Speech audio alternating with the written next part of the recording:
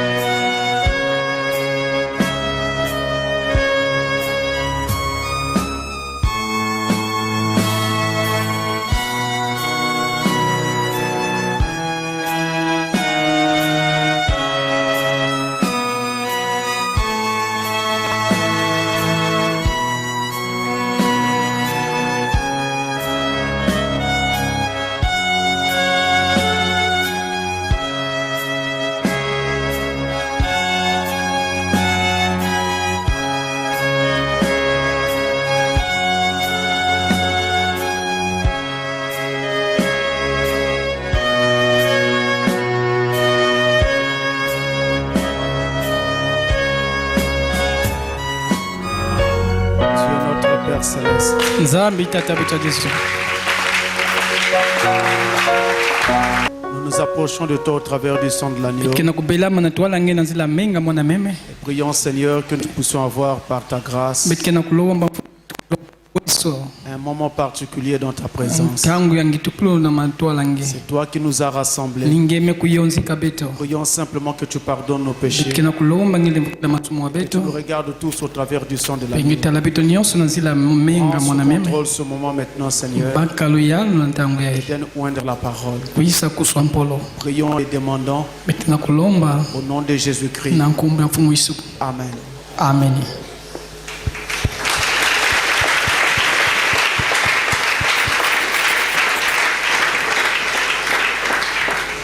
Nous saluons tous au nom du Seigneur Jésus. Nous allons nous lever rapidement. Jacques chapitre 5.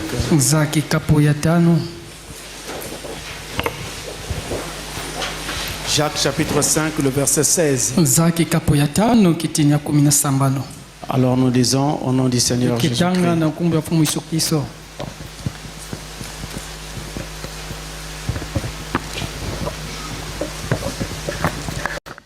Confessez donc vos péchés les uns aux autres et priez les uns pour les autres afin que vous soyez guéris. La prière fervente du juste a une grande efficace. Amen. Dieu bénisse sa parole. Vous pouvez vous asseoir. Merci.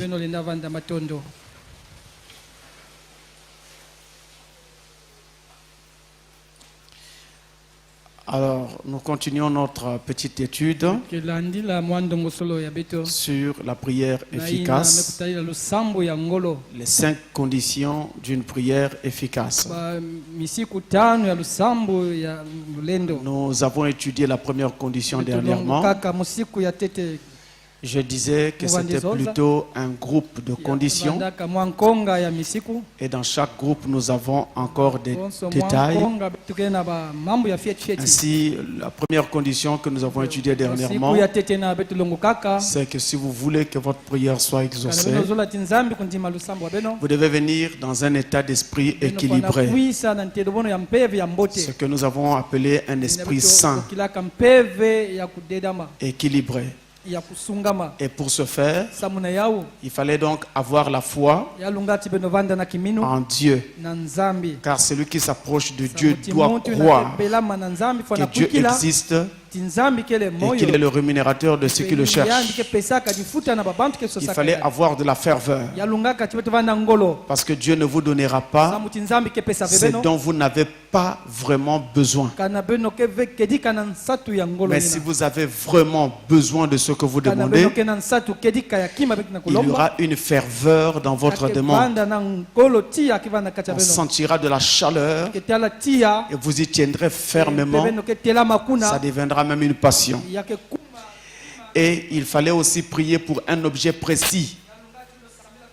Parce qu'il n'était pas bon d'avoir l'esprit éparpillé. Disons et demandant tout à la fois dans sa prière, cela n'est pas correct.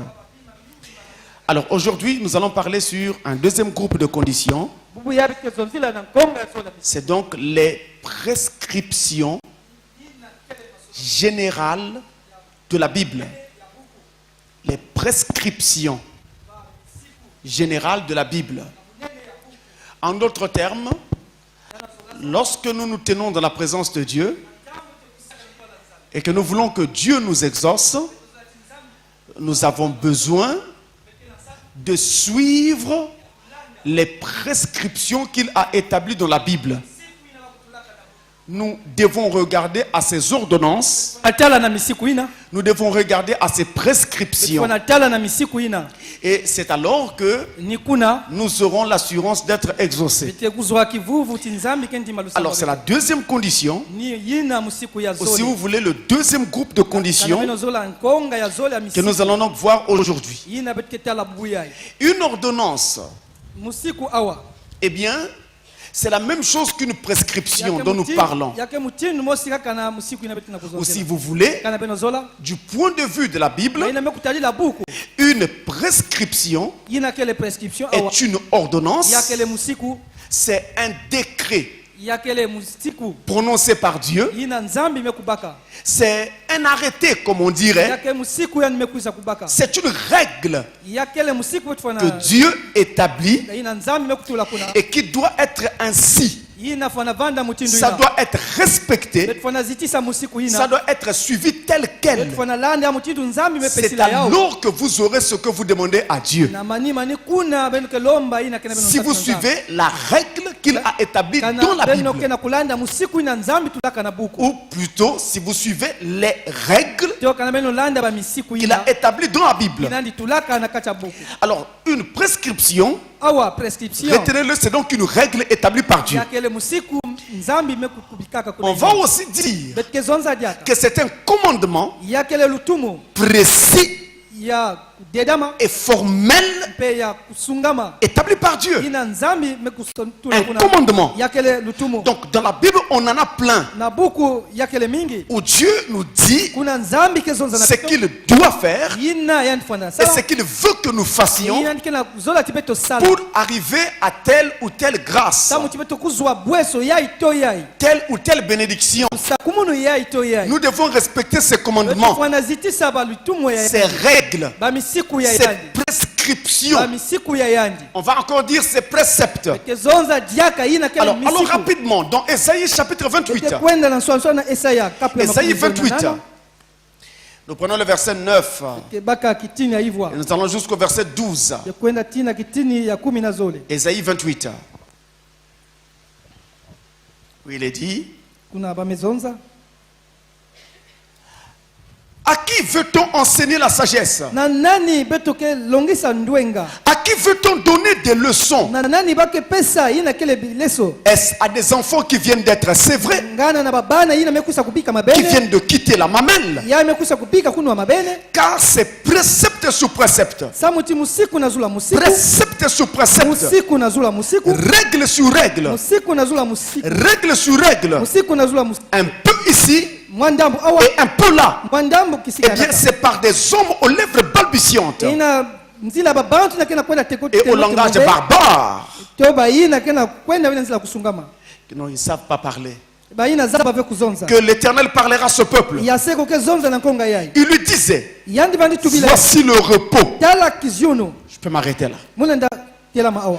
Voici le repos. Tala kupema yawe yai. Mais on n'aura pas ce repos Kasi kezo kupema si ina. nous ne suivons pas les choses établies par Dieu, Kanabeto règle sur misiku règle. Misiku ya Nzambi. Règle par règle. Musiku na zula musiku. Et remarquez qu'il dit, Beno tambota ni mezonsa. ce n'est pas à des enfants qui viennent d'être sevrés. Yakabe na babana mekwisa kuyambidika mabene. Des enfants qui viennent de quitter la mamelle. Bana mekwisa kupika mabene. Ce n'est pas à eux qu'on va enseigner ces choses. Ina bao bebet ko longa babima yai. Mais ces choses seront enseignées à des gens Bake longa babima ina baba. qui ont déjà une certaine maturité. Ina mekuza kuzwa ngindu ya mbote. Ainsi, vous pouvez comprendre avec moi qu'au travers de cet enseignement, nous allons cesser d'être des enfants et avoir de l'expérience avec Dieu, de la maturité, d'être capable de parler avec Dieu et de faire descendre des résultats. C'est ça le but ici. C'est comme je vous ai dit, nous ne parlons pas de la prière de façon générale, mais notre sujet porte sur l'exaucement de la prière. Alors donc c'est donc précepte sur précepte, c'est règle sur règle. On en a donc plein dans la Bible, et ces règles nous permettent alors d'obtenir auprès de Dieu ce que nous voulons. Dans Jérémie 1, verset 12, il est écrit, tu as bien vu Jérémie, car je veille sur ma parole pour l'exécuter.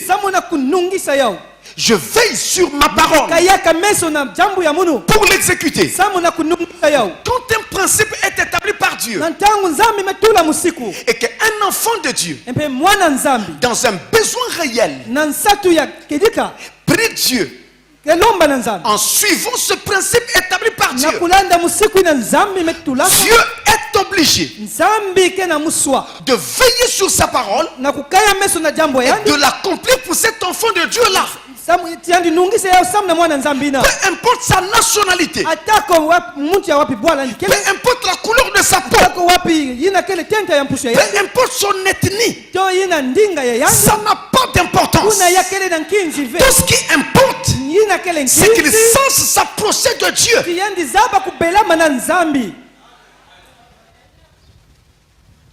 C'est alors qu'il recevra ce qu'il demande.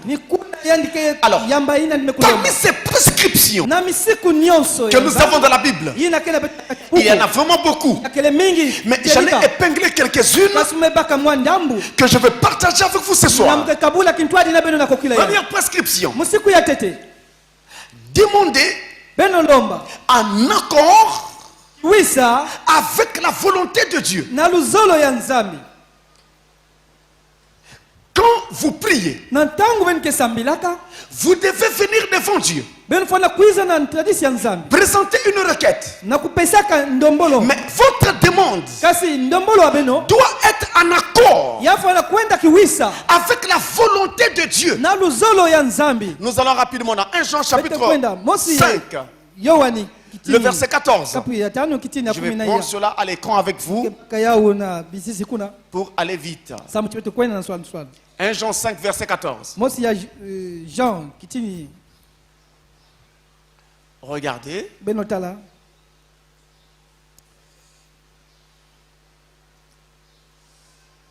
Nous avons auprès de lui cette assurance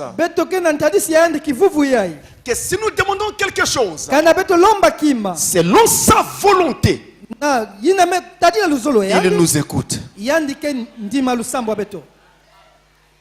Vous dites Amen?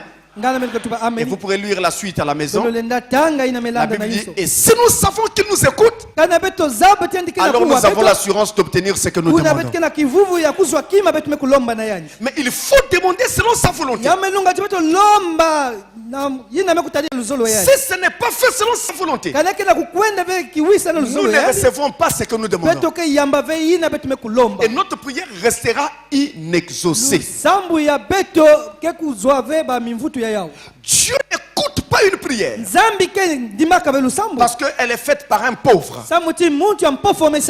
Parce qu'elle est faite par quelqu'un qui pleure. Parce qu'elle est faite par quelqu'un qui est triste.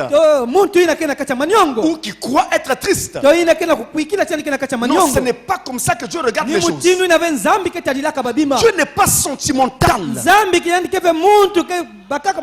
Comme nous autres hommes. Mais Dieu est principe.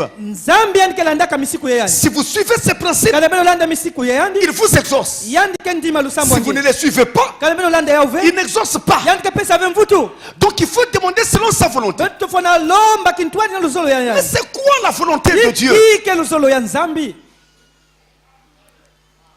La volonté de Dieu doit être regardée sous deux angles. Premièrement, la parole. La volonté de Dieu, c'est sa parole. Ce qu'il a dit dans la Bible, c'est ça la volonté de Dieu. Ce qu'il nous a dit dans le message, c'est ça la volonté de Dieu. Nous le voyons dans la Bible. Nous le voyons dans le message. Et nous savons que c'est la parole de Dieu. Alors si je demande quelque chose, en suivant cela, Dieu va m'exaucer. Parce que ce que je demande est selon sa volonté. Est selon la parole. Est selon la Bible. Est selon le message. Car croyez-moi, le message, c'est la volonté révélée de Dieu pour aujourd'hui.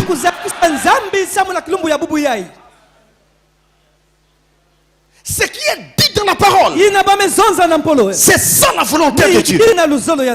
Mais ce que Dieu ne dit pas, ou ce que Dieu condamne, ce n'est pas la volonté de Dieu.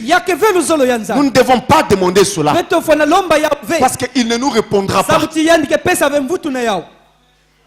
Le deuxième volet de la volonté de Dieu, c'est que la volonté de Dieu est une révélation divine, mais personnelle, que Dieu vous donne à vous, mais qui est conforme à sa parole. C'est-à-dire que la parole de Dieu ne condamne pas cela. Dieu te dit une chose à toi dans un songe, par une vision, par une voix intérieure, par une voix audible. Peu importe comment il te le dit, mais il ne le dit pas à tout le monde. Il le dit seulement à toi. Et tu es conscient que la Bible ne condamne pas cela. Et tu sais que la parole de Dieu est en accord avec cela. Alors c'est Dieu qui t'a parlé. Et donc Dieu te l'a dit à toi. C'est un message individuel. Ça ne concerne pas tout le monde. Ça te concerne toi. Ça te l'est adressé à toi. Alors c'est la volonté de Dieu pour toi. Tu peux donc prier Dieu de faire que cela se réalise. Tu es dans sa volonté. C'est sa volonté. Même le diable ne pourra pas arrêter cela. Voilà la volonté de Dieu. Alors si nous voulons être exaucés, nous devons toujours prier et demander en suivant la volonté de Dieu. Dieu peut me dire, je vais t'accorder une grâce. Dans peu de temps, je te ferai rencontrer quelqu'un. Par lui, tu trouveras un travail. Il s'arrête là. Si vous regardez dans la Bible, on ne dit pas. Je prends un cas. Si vous vous appelez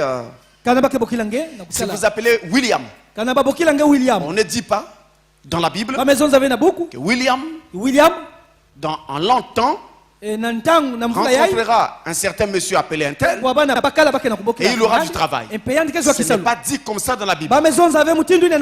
Mais et pourtant, l'objet de la voix, on parle du travail. Le travail est conforme à la volonté de Dieu.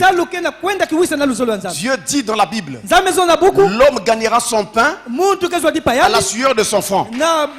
Donc, en travaillant.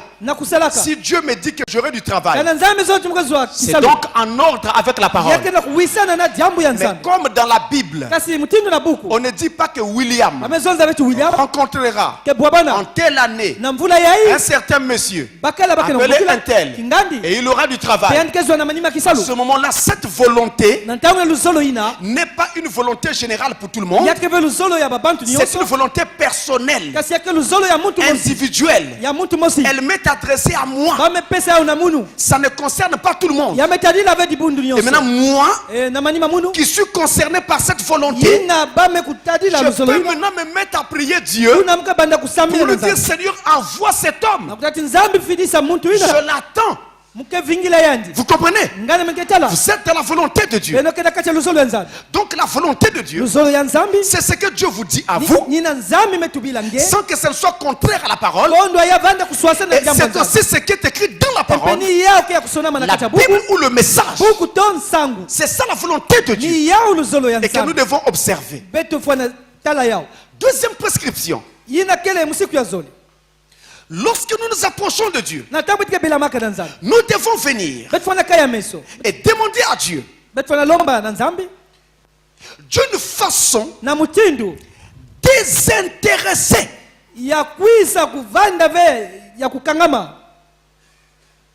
D'une façon désintéressée.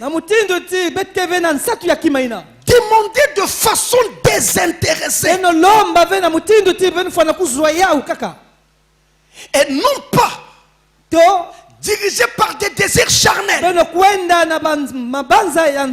Allons dans Jacques, chapitre 4, le verset 3.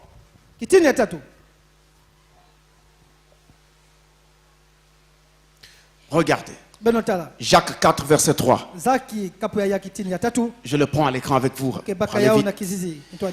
Il est dit, vous demandez et vous ne recevez pas, parce que vous demandez mal, dans le but de satisfaire vos passions. Vous ne demandez pas de façon désintéressée. Vous demandez pour le seul but de satisfaire des désirs charnels, des désirs humains. Certes humains, c'est vrai, tous nos désirs sont en général humains, mais ici, il s'agit juste pour d'une simple satisfaction charnelle et non pas parce que c'est vraiment des nécessités. Oh, Dieu voudrait nous donner ce qui nous est nécessaire et non pas des simples besoins qui sont charnels et qu'on pourrait même appeler du divertissement, des désirs superficiels. En fait, ça ne nous tient pas vraiment à cœur. Mais tout ce que nous voulons, en demandant cela, c'est parfois pour être plus que quelqu'un d'autre. Je veux avoir de l'argent. C'est un cas par exemple. Parce que je veux que tout le monde dise que c'est un milliardaire, c'est un grand homme.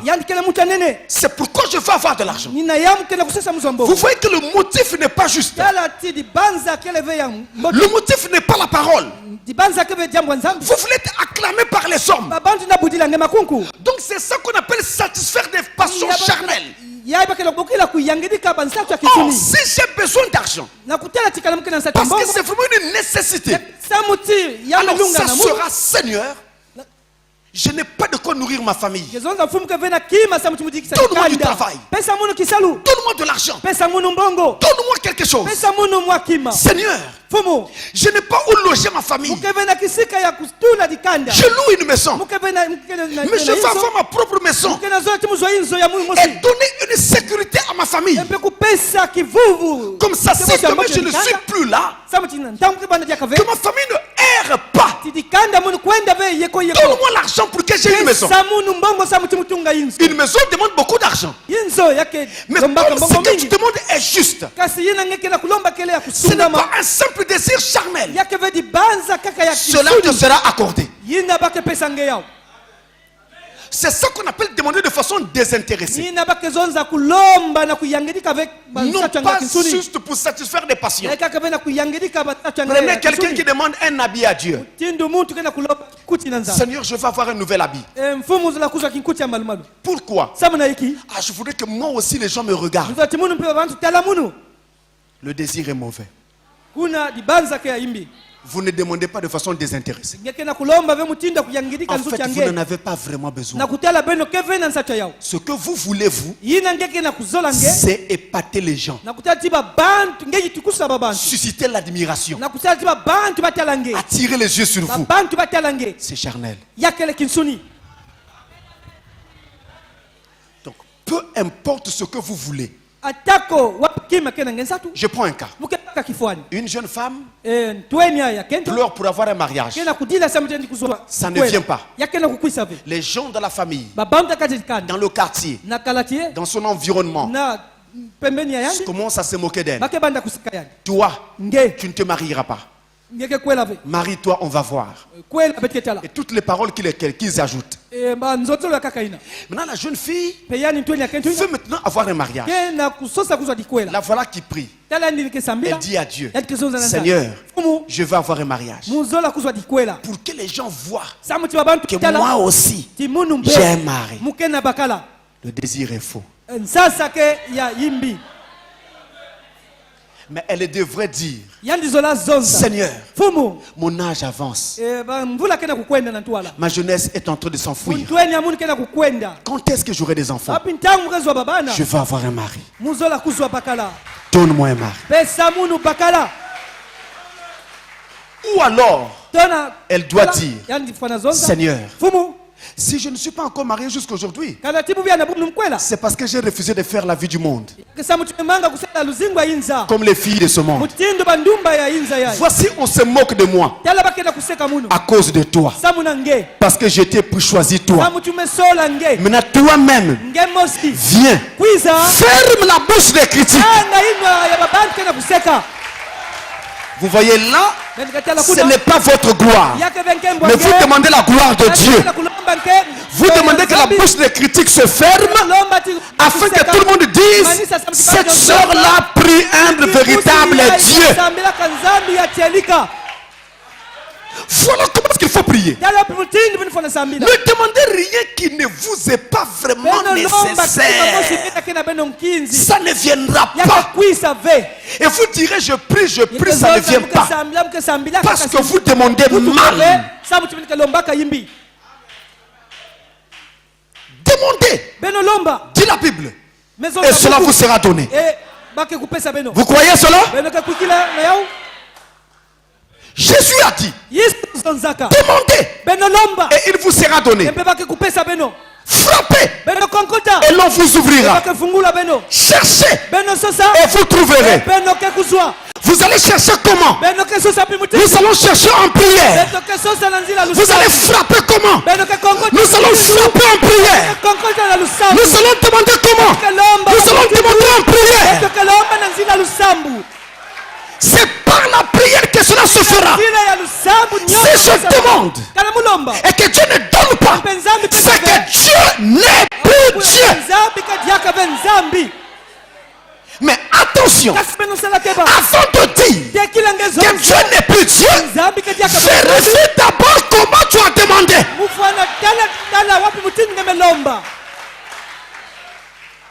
Est-ce de façon désintéressée ou bien tu cherches chercher ta propre gloire. Une satisfaction purement et simplement charnelle. C'est ce que nous ne devons pas faire. Moïse l'a fait. Il est arrivé devant le rocher. La deuxième fois. La première fois, Dieu lui avait dit de frapper le rocher et de donner de l'eau aux enfants d'Israël. Frapper le rocher une fois et l'eau sortit. La seconde fois, quand il le fit, frappa le rocher, l'eau ne sortit pas. Il fut obligé de frapper une seconde fois. Et Dieu, pour ne pas faire honte à son prophète devant les gens, fut obligé de laisser sortir l'eau. Mais après, il appelle Moïse à côté pour lui demander des comptes. Il dit, Moïse, ce que tu viens de faire, ce n'est pas ce que je t'avais dit. À la maison, lisez attentivement vos Bibles. Dans Exode 17, c'est la première fois qu'on lui demande de frapper le rocher. Là, dans Exode 17, on lui dit de frapper le rocher.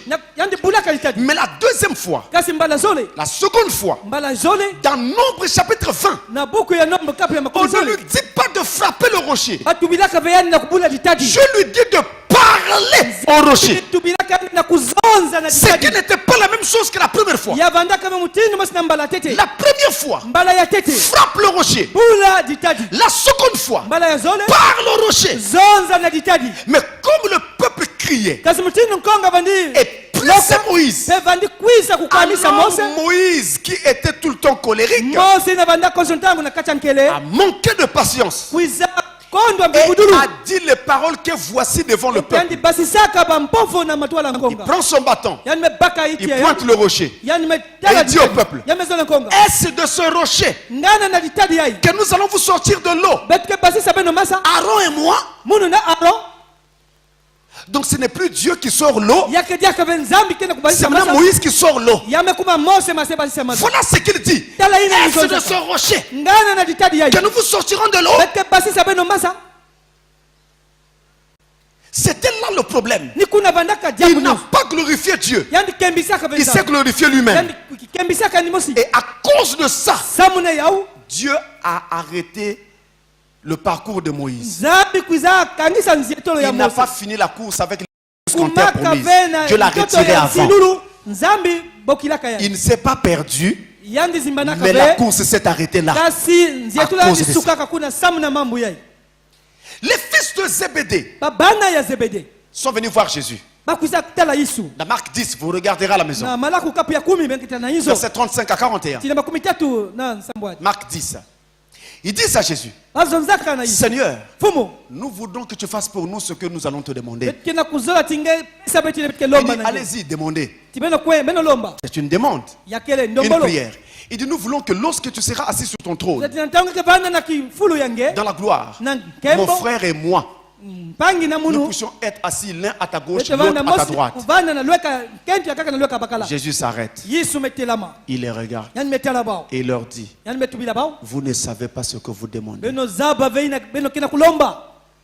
Vous ne savez pas ce que vous êtes en train de demander. Quelle remarque! Je prie Dieu et Dieu me dit, tu me parles comme un fou. Tu ne sais pas ce que tu demandes. Autrement dit, ce que tu demandes, tu ne devrais pas le demander. Parce que ça ne dépend pas de toi. Ça dépend de Dieu. Voilà une demande qui était mal faite, mal adressée à Dieu. Troisième précepte. Priez Dieu au nom de Jésus-Christ. Quand vous vous approchez de lui, vous devez vous approcher en priant et en demandant au nom de Jésus-Christ. Là, c'est assez profond. C'est assez sérieux. Écoutez bien. Je vais étape par étape. Colossiens 3, le verset 17. Et quoi que vous fassiez, en parole ou en œuvre, faites tout au nom du Seigneur Jésus, en rendant par lui des actions de grâce à Dieu le Père. Quoi que vous fassiez, faites tout au nom de Jésus-Christ. Remarquez qu'il est dit que vous le fassiez en œuvre, que vous le fassiez en parole. Ça doit être fait au nom de Jésus-Christ. Mais quand je prie, je fais une œuvre en parole. Donc je prononce des paroles. Et Dieu veut que cela soit adressé au nom de Jésus-Christ. Si vous venez en un autre nom, vous ne serez pas exaucé. Mais vous devez demander uniquement au nom de Jésus-Christ. C'est alors que vous serez exaucé. C'est le nom que Dieu a donné aux hommes par lequel ils puissent être sauvés. Et Satan le sait. Et Satan n'aime pas ce nom. Voilà pourquoi durant les âges, il a fortement combattu ce nom. Tout ce que nous faisons et tout ce que nous demanderons en prière doit être fait et demandé au nom de Jésus-Christ. Et écoutez ce qui vient. Dans Jean 15, le verset 13. Jean 15, verset 13. Il est dit. Regardez. C'est Jean 14, verset 13. C'est très important pour vous. Il faut que je le lise. Voilà. Tout à l'heure, je venais de vous dire que le diable a attaqué le nom de Jésus tout au long des âges.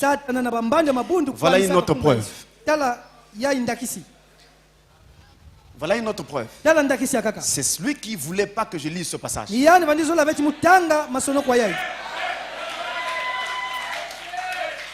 C'est Jean 14, le verset 13. Il est dit. Alors, il est dit dans ce passage. Voilà. Et tout ce que vous demanderez en mon nom,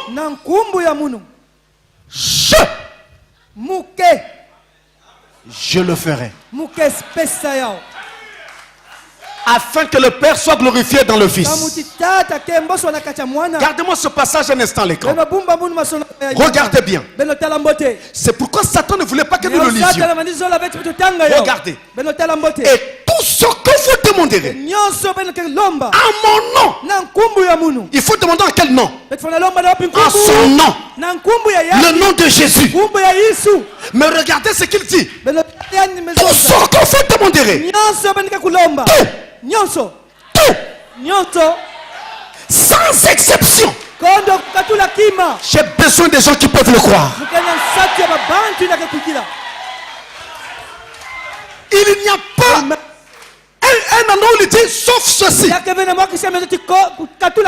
ce que vous demanderez, pourvu que ce soit nécessaire pour toi et pourvu que ce soit la volonté de Dieu. Tout ce que vous demanderez à mon nom, pronom personnel. Et quand il dit je, c'est-à-dire qu'il s'engage à lui-même. Il prend l'engagement d'accomplir ce que vous allez demander. Lui Jésus, il prend cet engagement-là. Vous n'avez pas à trembler. Vous n'avez pas à dire est-ce que ça va arriver. Ton problème à toi, c'est de demander. Le problème de Dieu, c'est de réaliser. Je répète,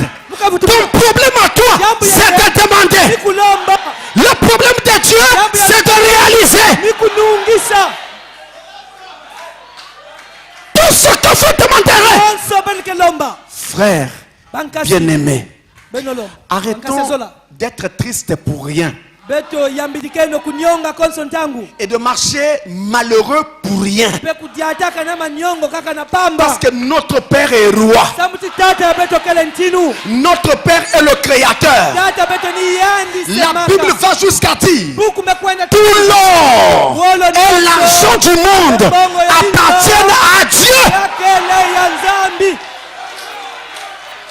Mais qui est Dieu, mes frères? Nani kele Nzambi? N'est-ce pas notre Père? Tata ya beto ve. N'est-ce pas le même que nous appelons Jésus?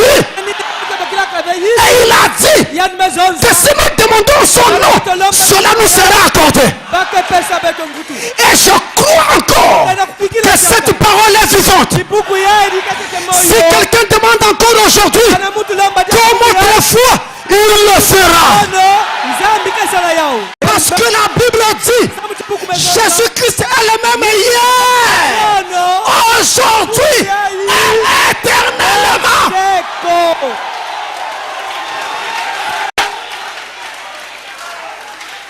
Si je demande et que ça ne vient pas, ce n'est pas ma honte.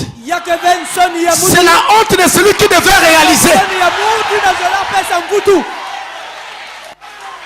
Ma honte à moi, c'est quand je ne demande pas.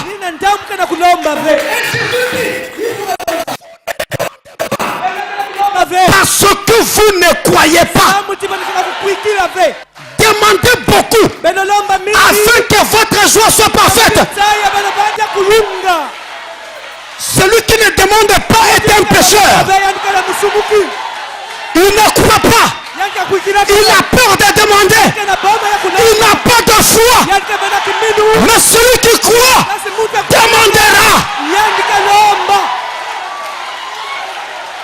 Même si ça ne vient pas aujourd'hui, j'attendrai demain. Ça ne vient pas demain, j'attendrai après-demain. Parce qu'il a dit, tout ce que vous demanderez en priant, croyez au temps présent. Croyez que vous l'avez reçu et vous le verrez s'accomplir.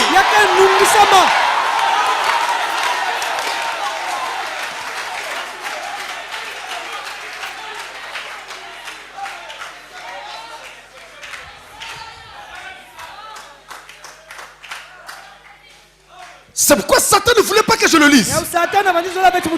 Jean 16, le verset 23. Écoutez cet autre passage. Mes frères, écoutez bien, suivez-moi bien. Jean 16, 23. Il a dit, en ce jour-là,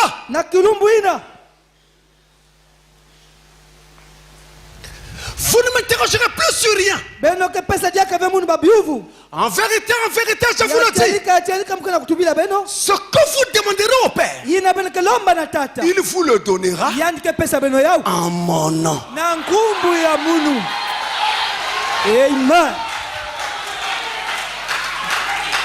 Mes frères, si un homme m'avait dit, je te donnerai, j'ai des raisons d'avoir des doutes.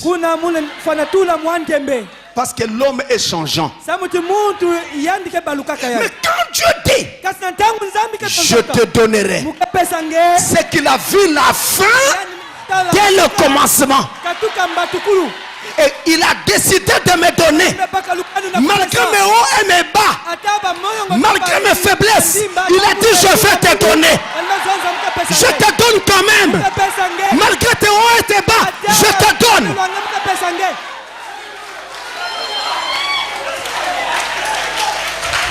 Mais il y a un grand mystère dans ce passage. En ce jour-là, en ce jour-là, quand mes frères, quand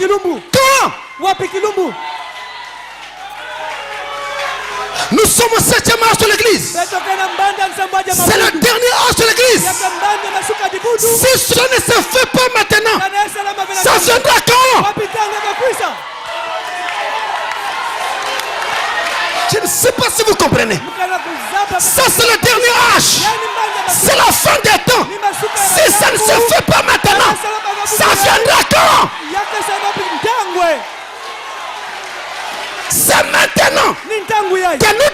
voir Dieu. Alléluia. Amen. Et laissez-moi vous introduire dans le mystère. My God, amen. Laissez-moi vous introduire dans le mystère. C'est qu'avant ce jour-là, nous étions des pécheurs, ennemis de Dieu, éloignés de Dieu, vivant dans le péché. La communion entre nous et Dieu était brisée. Nous ne pouvions même pas prier, être vraiment normalement exaucés, parce que le péché nous couvrait et nous éloignait de Dieu. Un homme est venu, il a pris notre place, il est allé à la croix, il a payé le prix, il est mort pour nos péchés. Après cette mort, il dit qu'il a rétabli le pont entre l'homme et Dieu. Le pont qui était brisé a été rétabli. Maintenant l'homme peut quitter là où il était, traverser ce pont là et aller directement vers Dieu. Je répète, maintenant l'homme peut quitter là où il était, traverser le pont et aller directement à Dieu. Je répète encore. Je répète encore. Maintenant, l'homme peut quitter là où il était, traverser le pont et aller directement vers Dieu. Je vais vous l'éprouver par l'écriture. On a lu Jean 16, 23. Maintenant nous lisons Jean 16, 26.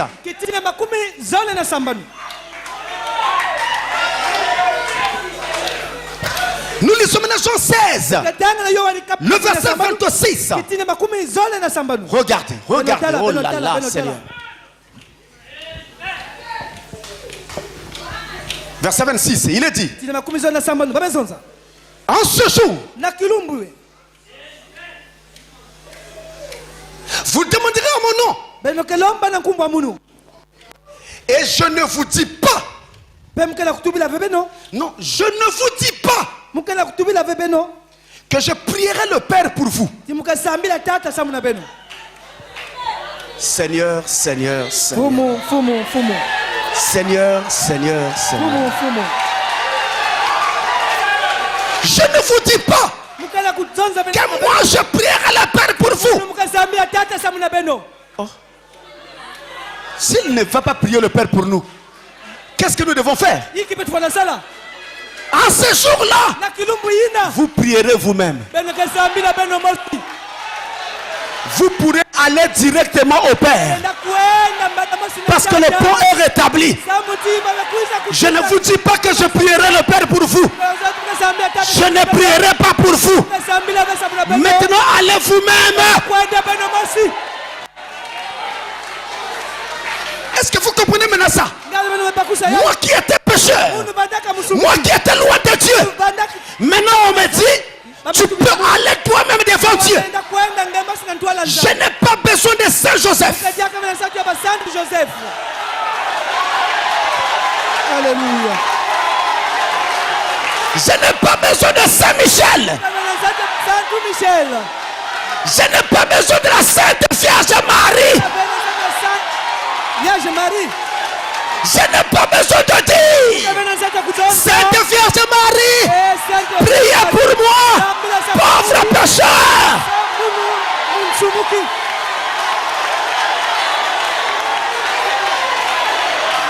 Je n'ai pas besoin de Branham.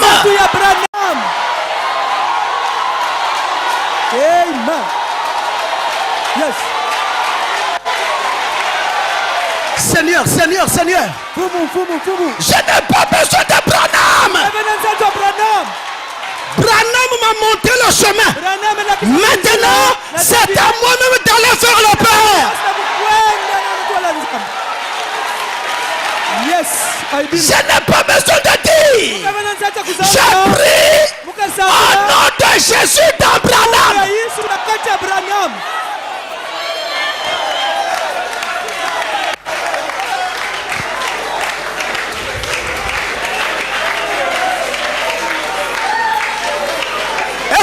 croyez maintenant? Dieu vous aime. Dieu vous aime. Plus que vous ne le pensez vous-même. Et il attend que vous priez vous-même. Allez vous-même devant le Père.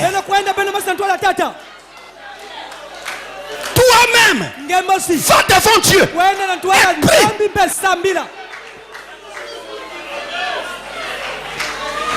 Vous voyez, quand je vous disais, nous allons manifester le troisième poule. Mais l'entraînement, c'est maintenant. Ceux qui auront compris que c'est maintenant à eux-mêmes de manifester le feu de Dieu, il faut être entraînés. Et quand ce moment-là viendra, ils n'auront pas peur. Ils vont parler d'un Dieu qu'ils ont déjà vu.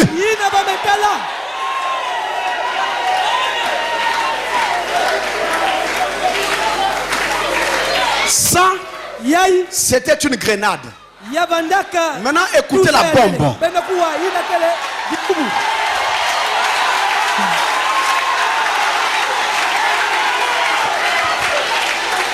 Philippiens 2. Philippiens 2. Versets 8 à 11.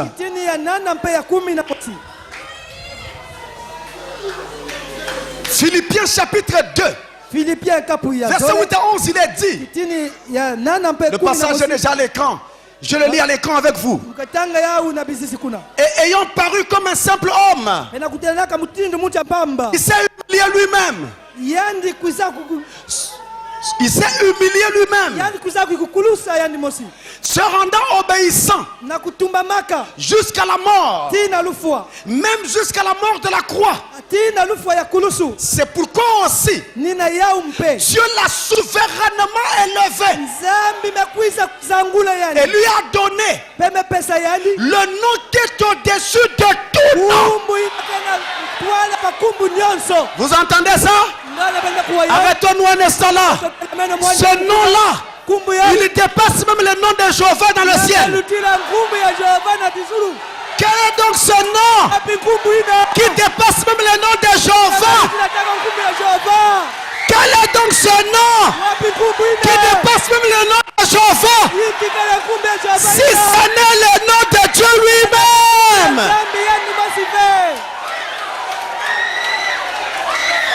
Écoutez frère, il lui a donné le nom qui est au-dessus de tout nom, afin qu'au nom de Jésus, tout genou fléchisse.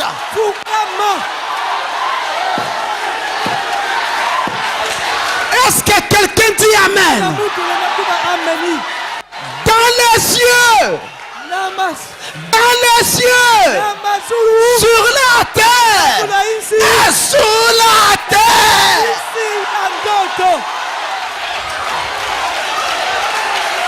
Et que toute langue confesse que Jésus-Christ est Seigneur, à la louange de Dieu le Père.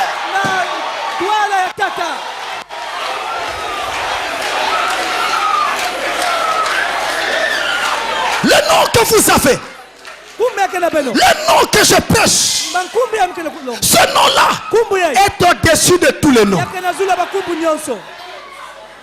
Il n'y a aucun démon qui peut résister devant ce nom. Frère, ça dépend où vous croyez ou vous ne croyez pas. Si vous ne croyez pas, vous n'aurez rien. Mais si vous croyez, vous aurez quelque chose. Amen. Pendant longtemps, vous n'avez pas cru et vous n'avez rien eu. Maintenant, croyez. Alléluia. Le nom que vous tenez, le nom que vous avez, vous ne pouvez pas échouer avec ce nom. Oh Seigneur. Frère Madame dit, le nom de Jésus est comme le bâton de Moïse.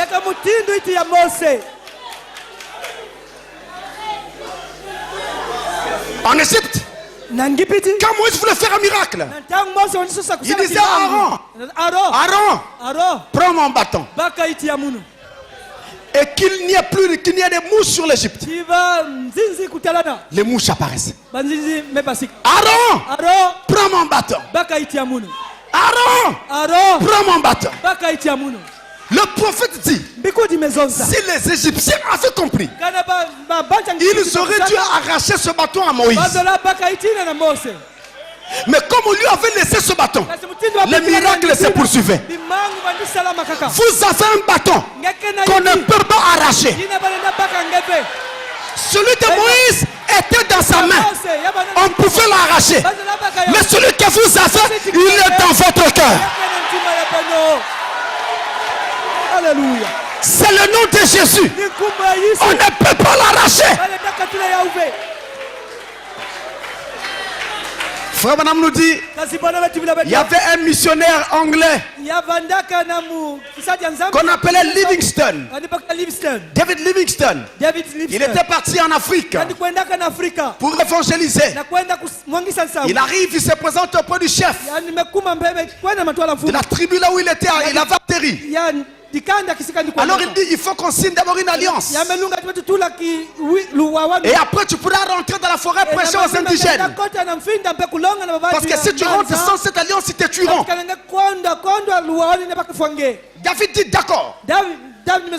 Et comment ils ont fait l'alliance? Ils ont pris un verre.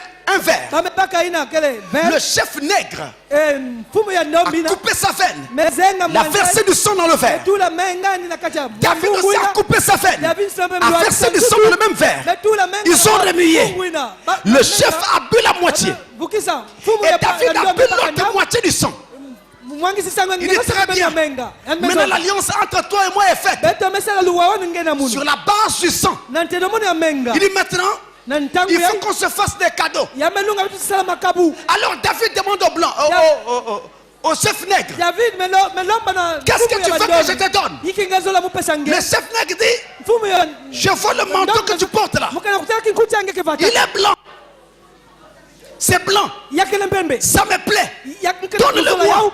David a enlevé son manteau, a donné au chef nègre. Et le chef nègre dit, toi tu me demandes quoi? Il dit, je vois la lance que tu tiens là. La lance sacrée du chef. Donne-moi cette lance là.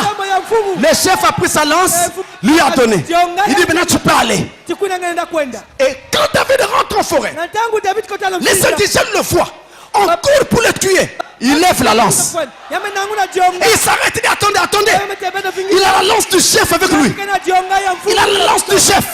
C'est quelqu'un que le chef connaît. C'est un parent du chef. La couleur de sa peau ne compte pas. Ne le tuez pas. Attendez. Alléluia. Amen. Nous étions pécheurs. Nous étions étrangers à Dieu. Et que nous sommes allés vers lui. Ou lui est venu vers nous. Il fallait qu'il y ait une alliance. L'alliance est faite par le sang. Et il a répandu son sang sur le mont du calvaire. Maintenant il fallait faire des cadeaux. Alléluia. Nous avons dit à Dieu, qu'est-ce que tu veux qu'on te donne? Jésus nous a dit, je vais prendre ta robe du péché. Elle est blanche, mais c'est ta propre justice. Donne-moi cette robe-là. Il a pris ça sur lui. Et nous, qu'est-ce qu'il nous donne? Il nous a donné Marc 16. Le nom de Jésus. À mon nom, vous chasserez les démons. Maintenant, partout où vous allez, levez seulement le nom de Jésus. C'est la lance sacrée du chef. C'est la lance sacrée du chef.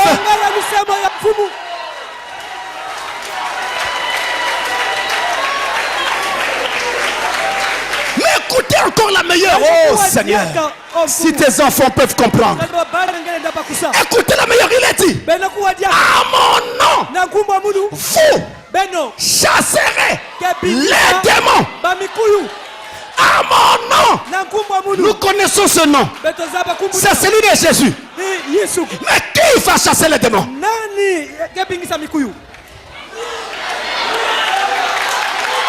Jésus n'était pas. Jésus n'était pas. À mon nom, je chasserai les démons. Non. Vous.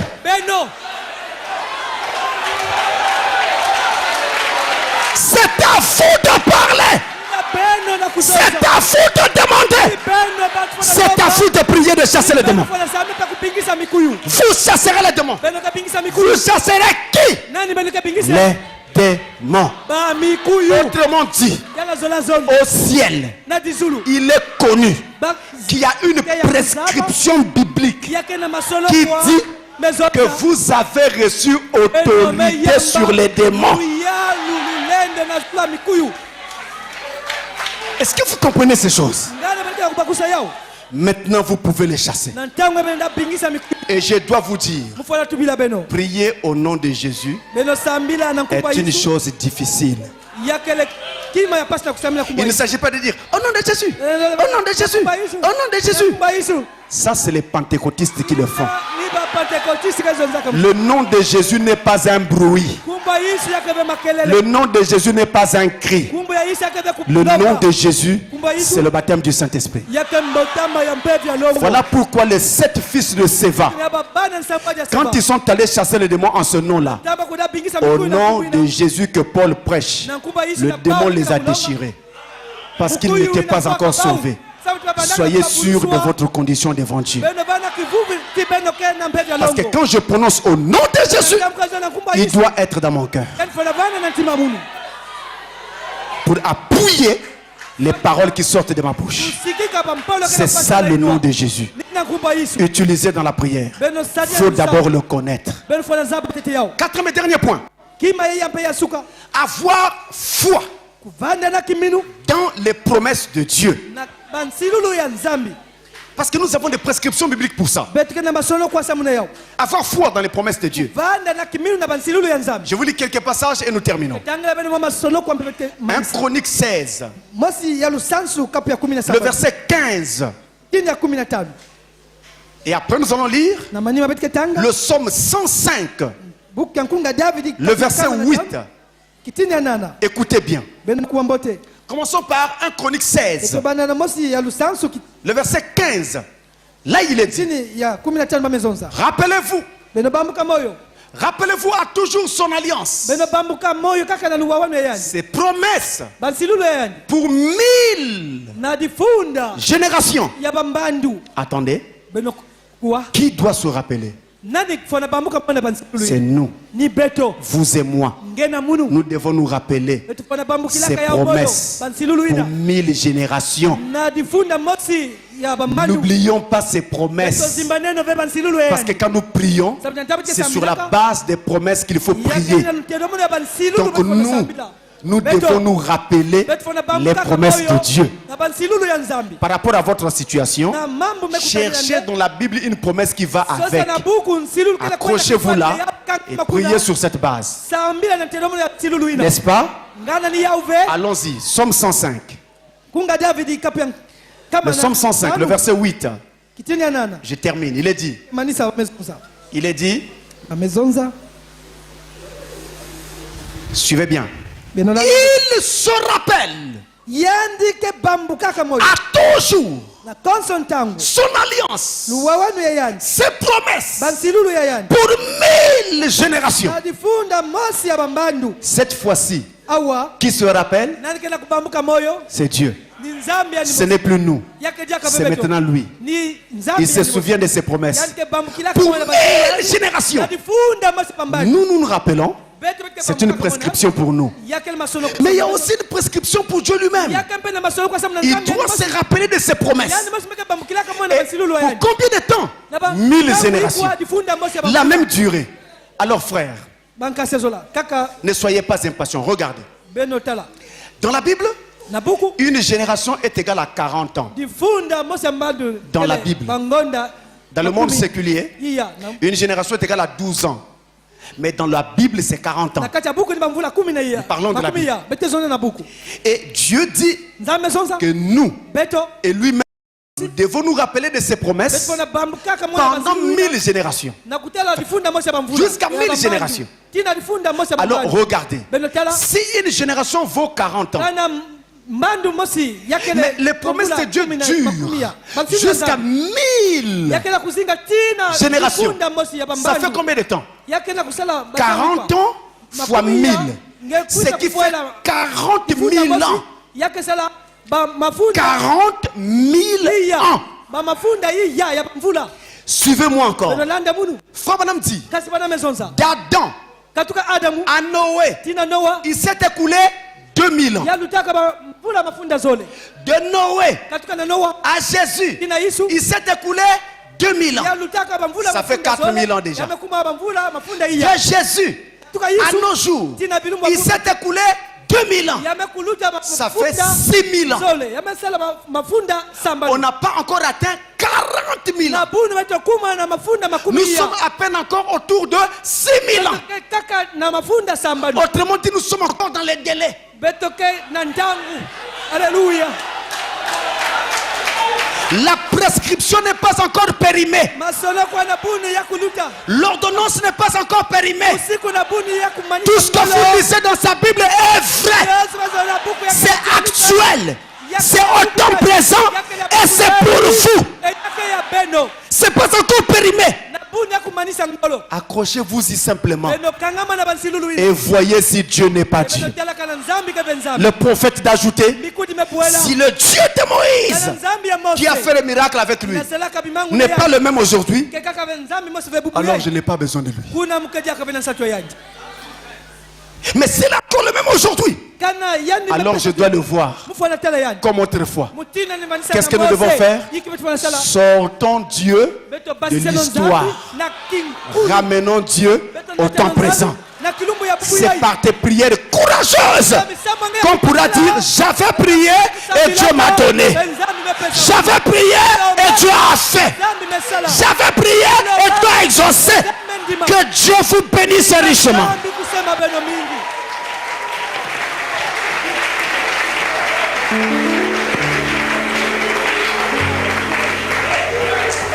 Nous nous remettons à Dieu. Priez en suivant les prescriptions de la Bible. Les prescriptions générales de la Bible. C'est ce que nous devons suivre. Et je vous ai montré les particulières, les principales. Les principales prescriptions.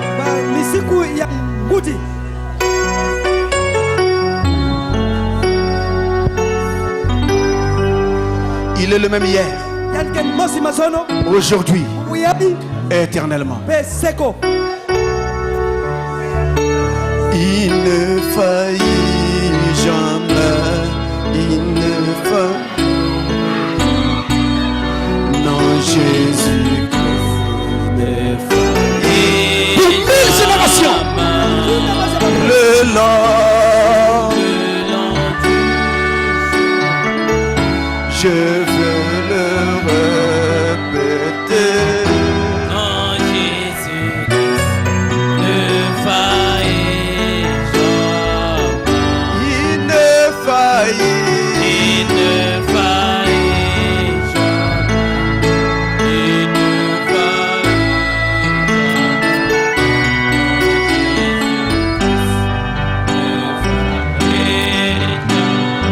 Oh, tout le long.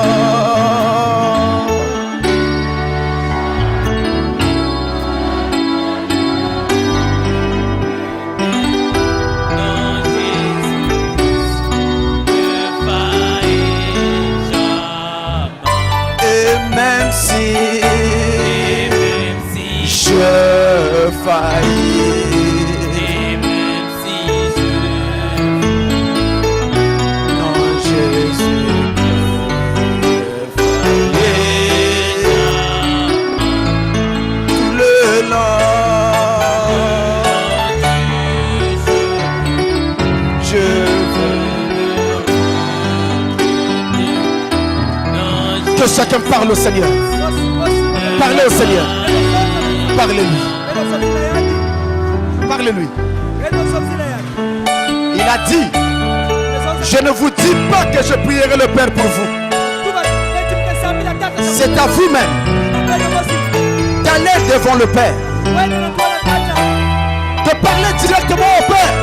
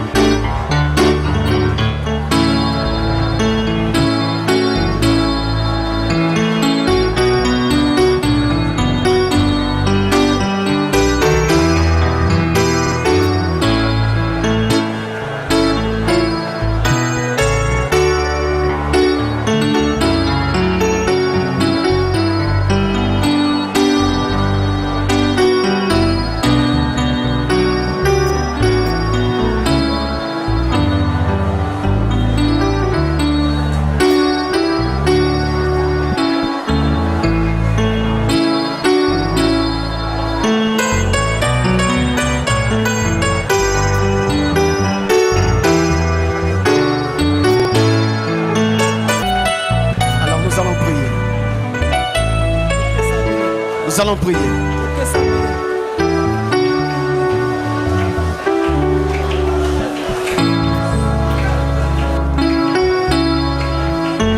Selon le besoin que tu as, lève seulement la main pendant que nous allons prier. Et nous allons nous remettre humblement au Seigneur. Dieu notre Père, Seigneur de toute éternité, ta parole est encore sortie ce soir. Et il est écrit que ta parole, lorsqu'elle sort, elle ne repartira jamais à toi avant d'avoir accompli ce pourquoi elle est sortie. Regarde ton peuple. Scelle ces paroles dans le cœur de chacun, Seigneur. Ceux d'ici et ceux d'ailleurs partout à l'étranger. Scelle ta parole dans leur cœur. Car l'heure est venue où nous devons manifester Dieu. Regarde les mains levées. Expression d'une requête cachée derrière. Au nom de Jésus, je prie que chacun reçoive ce qu'il est en train de demander.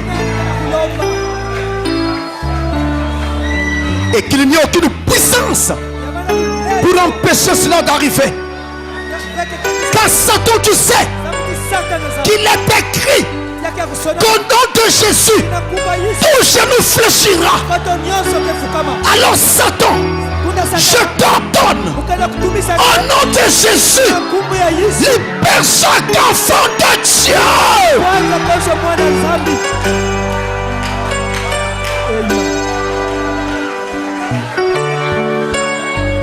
Dieu tout-puissant, regarde alors la main qu'elle a fait. Quand cette main va descendre, quand cette main sera rabaissée, qu'elle soit rabaissée avec la chose en main. Au nom de Jésus-Christ, le nom par lequel il a été dit, tout ce que vous demanderez au Père en mon nom, je le ferai. Amen. Amen.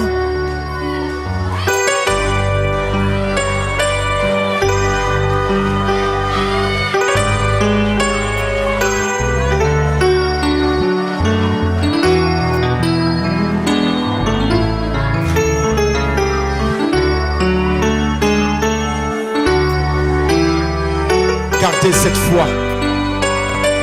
Gardez cette foi. Et allez avec cette foi. Et n'oubliez pas que Jésus-Christ est le même hier, aujourd'hui et éternellement. Amen. Alors pour racheter le temps, les diacres vont nous aider à sortir là-bas. Que le Seigneur accompagne chacun à sa maison dans la paix du Seigneur. Allez avec ce que Dieu vous a donné.